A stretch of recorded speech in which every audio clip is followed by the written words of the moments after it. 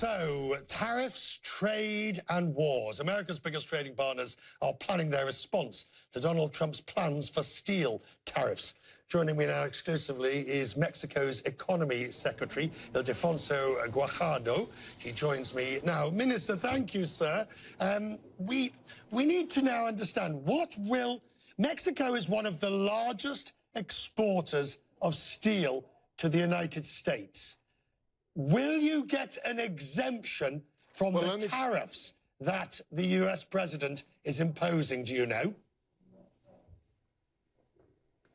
Well, it may come as a surprise to you, but we are a country that is the second most important buyer of US steel, and we are the first buyer of US aluminum. So, in a way, we have a trade deficit with the US of $2 billion. The North American steel industry is highly integrated. So anything that will distort that integration will not be good news for North America, and definitely will make our industries less efficient in terms of competition. So in a way, we are sending a clear message. I was in Washington a couple of days ago, and I had a meeting with my colleague, Wilbur Ross, and I explained to him that any measure that will not exclude the North American partners will have tremendous consequence on how we are integrated. What will you do to retaliate? The Europeans have already symbolically chosen Bourbon, Levi's, and similar. What would you do to retaliate if you are caught up in these tariffs? Richard, as you know, what we hear from President Trump was an announcement. I think that it's not the first time that there is some thinking about measures that are going to be definitely taken. We'll have to wait to see what is going to be the final outcome of this action. Once that is clear in black and white, then we'll do our planning in terms of how we'll react to that decision.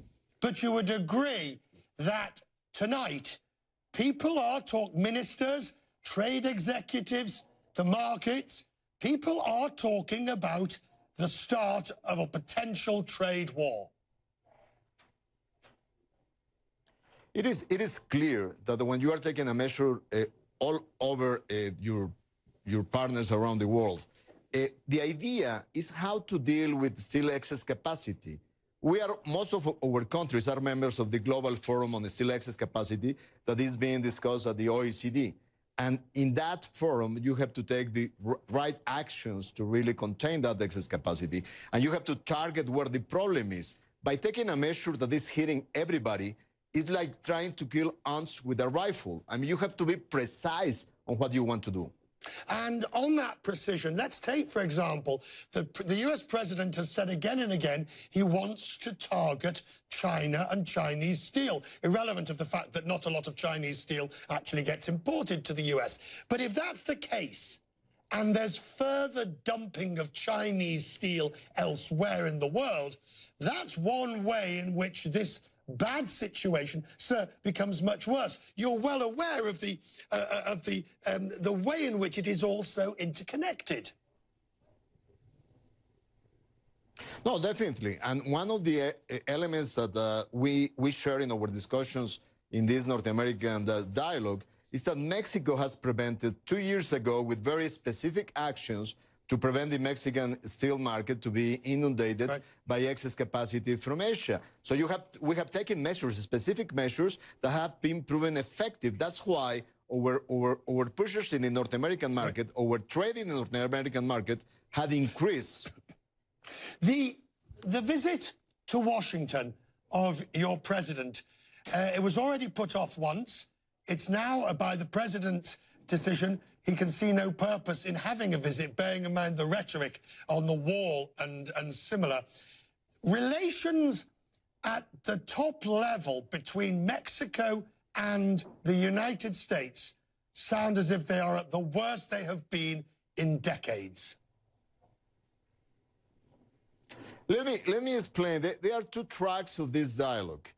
We have been extremely effective in building an agenda that includes many different items.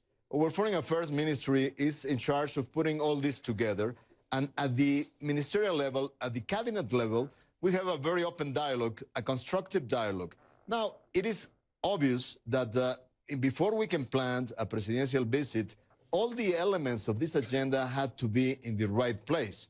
And we have to be very precise of our objectives once we are ready to arrange any visit. How concerned are you now with NAFTA that we're into the final series of negotiations?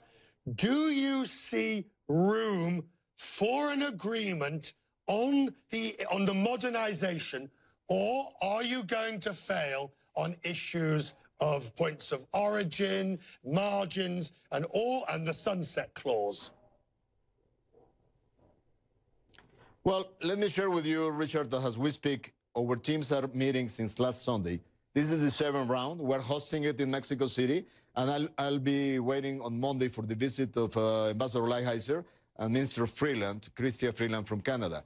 Already, our teams have been telling us of basically closing at least 3 to 4 charters within this 7th round of negotiations. Most of them accumulate into the need to modernize the NAFTA has been in place for the last 22 years. Now, our target for this ministerial is try to engage in the more complex issues like the ones that you were referring to, like a rule of content for the automobile industry, like the sunset clause, like all the mechanisms that have to do with arbitrage, how you decide in different elements. And those are very complex issues. But I do see that there are possibilities to land this agreement in a way that can be a win-win-win for the 3 countries. All right, let me push you finally, Minister, if I may. It's a Friday. Let's have a go at this. Minister, you say you see possibilities, but are you optimistic that the possibilities can come to fruition? And how long are you going to give it before you finally say, this is a waste of time, let's go home? Well, first of all, I have shared this with you when we were in the middle of 2 meters of snow in Davos. As a negotiator, you never use the word optimistic.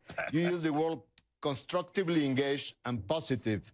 That's the word I use. And I think that relative to your question about time, I think that we have to concentrate on the quality of the agreement, regardless of political calendars, regardless of any transition in government. We negotiate on behalf of the Mexican people, of the Mexican state, and we have to guarantee that whatever is the end result is good for us. Minister, constructive engagement right the way through. Thank you for constructively engaging with me tonight on Crestwin's Business. We much appreciate it, as always, sir. Donald.